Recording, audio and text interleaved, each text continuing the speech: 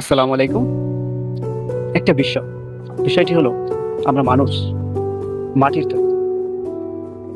But মাটির তৈরি, মাটি যে একটা শব্দ, সেই শব্দের যে একটা বৈশিষ্ট্য, সেটা আমরা বহন করতে কখনোই পারছি না। আমাদের মধ্যে দেখা যাচ্ছে হিংসা, বিদ্বেষ, মারামারি, কাটাকাটি, খুনাখুনি।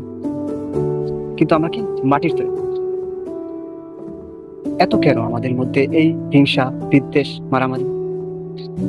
আপনার দেহের মধ্যে শুধু একটা রূহ রয়েছে, যে রূহ চলে গেলে আপনি নিস্তেজ হয়ে, আপনার দেহ, আপনার সবকিছু, এভরিথিং নিস্তেজ হয়ে যায়।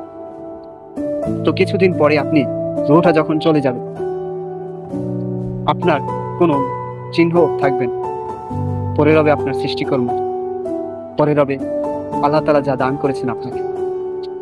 কিন্তু আপনার রুহ চলে গেলে আপনি